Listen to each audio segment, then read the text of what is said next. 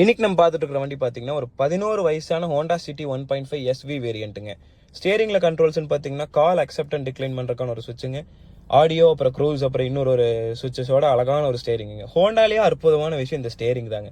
எல்லா வண்டியிலுமே சென்டரில் இப்படி பப்ளியாக கொடுத்துருவாங்க. பின்னாடி யூஸ்வலாக நம்ம பார்க்குற மாதிரி வைப்பர் அண்ட் இண்டிகேட்டர் கண்ட்ரோலுங்க. டோரில் கண்ட்ரோல்ஸ்னு பார்த்தோம்னா 4மே பவர் விண்டோ தாங்க. லாக் பண்ணுறதுக்கு, டோர் லாக் பண்ணுறதுக்கான சுவிட்சுங்க.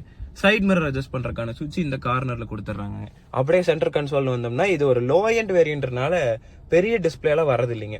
அந்த சின்ன டிஸ்பிளே ஒரு மினிமலான கண்ட்ரோல்ஸோட எல்லாம் கொடுத்துட்றாங்க. என்னதான் பெருசாக ஸ்பேஸ் இல்லைனாலுமே சின்னதாக இந்த மாதிரி வாட்டர் பாட்டில் 2 வச்சுக்கிற மாதிரி ஒரு ஸ்பேஸ் இருக்குதுங்க.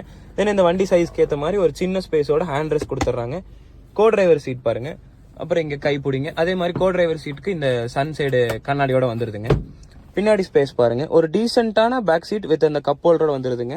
அண்ட் இங்க ஒரு ரியர் ஏசி வென்ட்டும் கூட வந்துருதுங்க. அப்புறம் இந்த வண்டியோட என்ஜின் பத்தி பார்த்தோம்னா இது 6600 RPM ப்ரொடியூஸ் பண்ணக்கூடிய 117 BHP வண்டிங்க. என்னதான் ஹோண்டா சிட்டி புதுசா வந்துட்டு இருந்தாலுமே அந்த டைப் 1 சிட்டிக்கு இருக்கிற அழகு தனிதாங்க. தேங்க்யூங்க.